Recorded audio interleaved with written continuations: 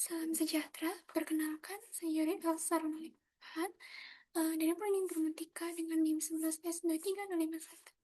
Di sini, saya akan mempresentasikan materi dari chapter 11, buku Cyber Security karya Kiri Mikro, yaitu tentang Knowledge for Cyber Security atau pengetahuan untuk keamanan perangkat lunak.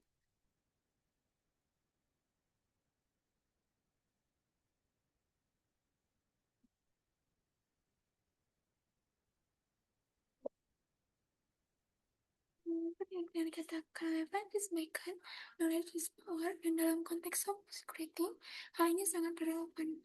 Untuk membangun perangkat lunak yang aman, kita tidak cukup hanya mengandalkan insting atau pengalaman pribadi. Kita perlu pengetahuan yang terstruktur, terorganisir, dan bisa diaplikasikan secara konsisten. Nah, presentasi ini akan membahas 3 hal utama. Ini apa itu 3 kategori knowledge dalam cyber security, apa perbedaan antar ketiganya, dan apa saja 7 katalog knowledge yang tersedia, beserta contohnya. Sebelum masuk ke detail, saya akan memberikan gambaran besar terlebih dahulu melalui mind map ini. Nah, di tengah kita itu punya knowledge of software security. Dari sini pengetahuan dibagi jadi 3 kategori besar. Yang pertama ada prescriptive knowledge, yang ada 3 katalog yakni principle, guideline, flow, dan ini adalah pengetahuan yang bersifat memberi arahan. Kemudian ada diagnostic knowledge yang berisi attack patterns, exploits, dan vulnerabilities.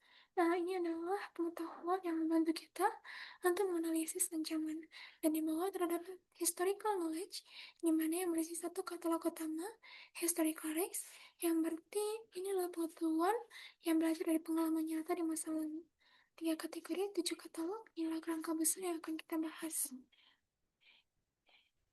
Nah, sekarang kita masuk ke penjelasan masing-masing kategori. Nah, yang pertama tentang preskriptif. Apa yang boleh dan nggak boleh dilakukan. Jadi yang pertama adalah kita ngasih tahu praktisi apa yang harus dilakukan dan dihindari saat membangun perangkat lunak yang aman. Terus kita cakup kontinuen dari filosofi arsitektur tingkat tinggi hingga aturan kode spesifik dari level sintaksisnya. Nah, katalognya itu ada prinsip, panduan, aturan. Jadi dia tuh membentang dari yang sangat abstrak sampai yang sangat spesifik, dari filosofis tingkat tinggi hingga aturan coding yang detail. Kemudian ada diagnostik knowledge. Kalau preskriptif bersifat proaktif, maka diagnostik bersifat reaktif dan analisis. Kategori ini membantu praktisi mengenali dan menangani masalah umum yang bisa berujung pada serangan keamanan.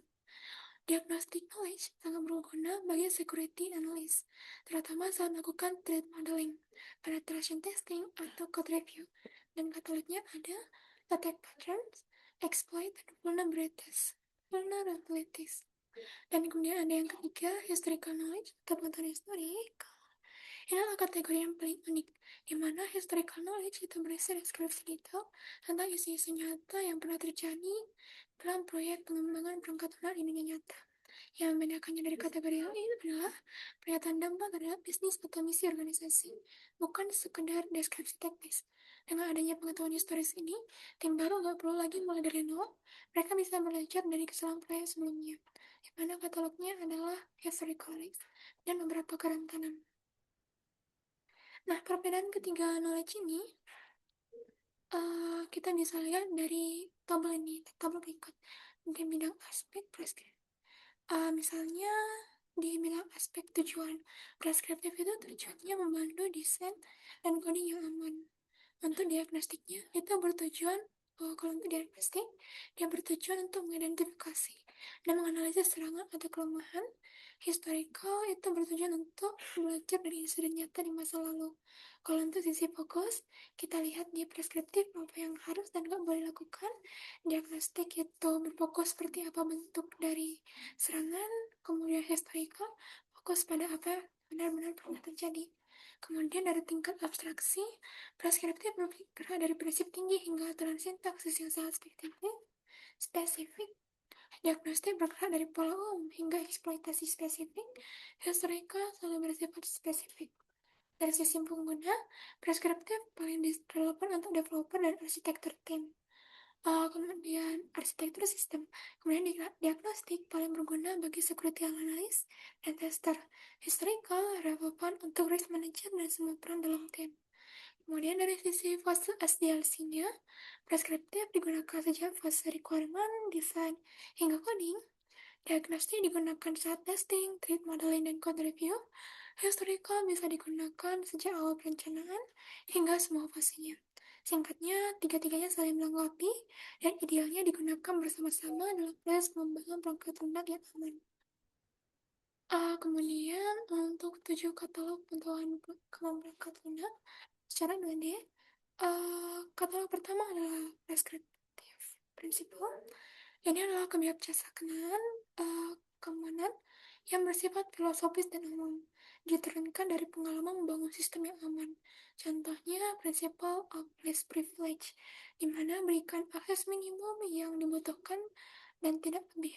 Katalog kedua ada guidelines, yang berupa rekomendasi pada tingkat semantik khusus untuk konteks teknologi tertentu, seperti J2E, E, atau .NET. Contohnya, jadikan semua objek dan kelas Java itu sebagai final, kecuali ada alasan kuat untuk tidak melakukannya. Kemudian ada aturan-aturan rules. Inilah rekomendasi yang sangat spesifik di level sintaksis kode dan bisa diverifikasi oleh tool static analysis. Contohnya, jangan pernah gunakan fungsi case di bahasa C. Gunakan fget sebagai gantinya. Terus ada diagnostik dari kelompoknya. Katalog keempat adalah pola serangan atau attack pattern, di mana pola serangan ini digeneralisasi dari banyak eksploitasi sehingga bisa diterapkan lintas sistem. Contohnya SQL injection.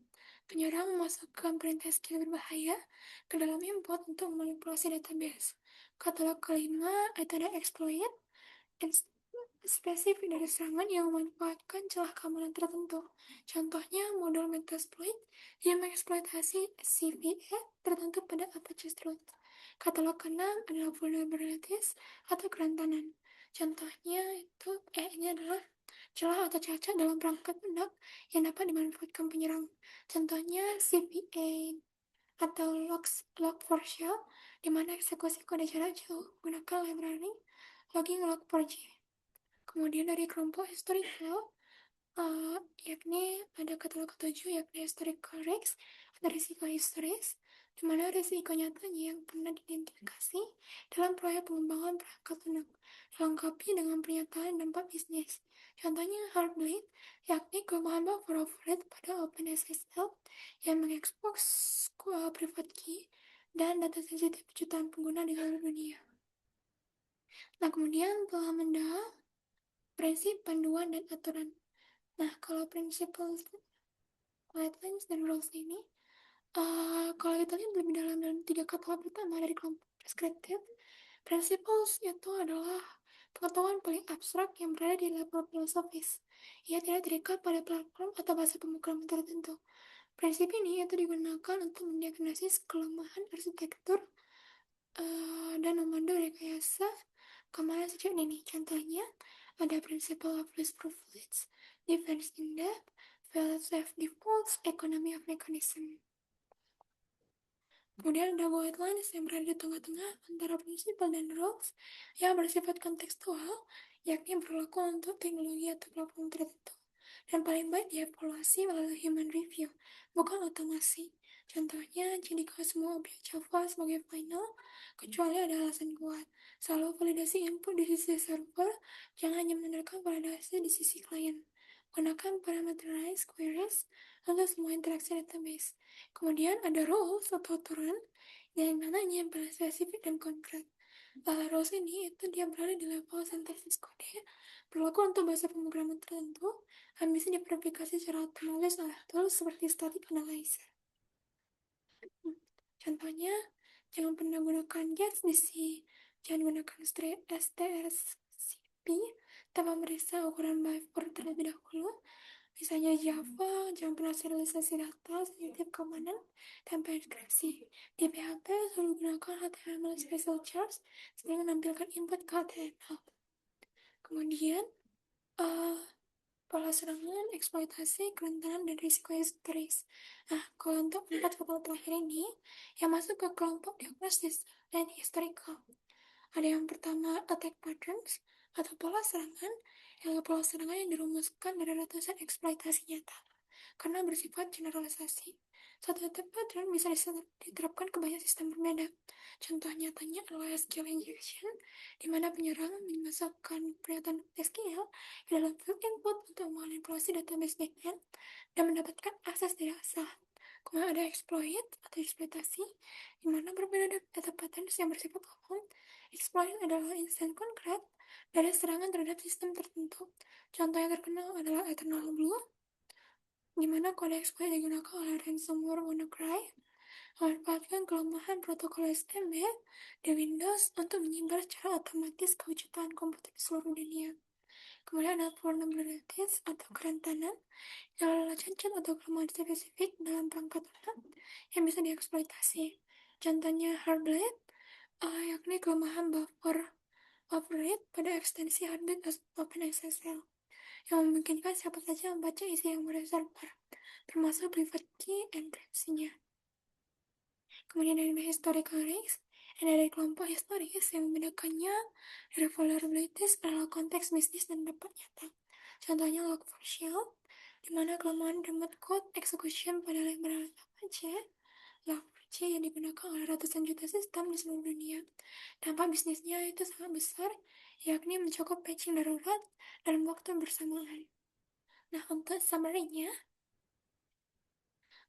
yakni yang pertama, kita rangkum aja apa yang kita bahas, yakni pertama prescriptive knowledge terdiri dari principles, guidelines, dan rules. Dia memberitahu developer apa yang harus dilakukan dan dihindari dari level arsitektur hingga kode. Diagnostic knowledge terdiri dari attack patterns, exploit, dan vulnerabilities, yang mana membantu security analyst melalui ancaman dan menganalisis risiko skenario selama nyata. Kemudian ada historical knowledge, yakni yang berupa historical risks, di mana dia tuh mendokumentasikan kasus data lengkap dengan dampaknya, sehingga kita tidak perlu mengulang kesalahan yang sama. Data tujuh katalog, yakni principles, guidelines, rules, attack patterns, exploits, vulnerabilities, dan historical risks. Dan key insight yang paling penting dari Mikro ini, pengetahuan bukan sekedar fakta. Pengetahuan adalah informasi yang dikontekstualisasikan dan dioperasionalkan. Ketika kita membangun katalog-katalog ini ke dalam tools, proses dan praktik pengembangan, barulah keamanan perangkat lunak menjadi sesuatu yang nyata dan actionable. Demikian presentasi dari saya. Terima kasih atas perhatiannya. Maaf jika terdapat kesalahan kata. Terima kasih sudah menonton.